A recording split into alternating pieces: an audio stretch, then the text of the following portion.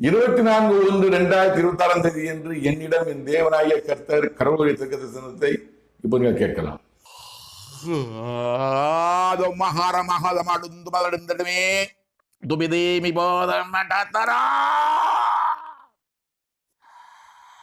திடீரென்று அதிகாரம் கிடைக்கப்பட்டவர்.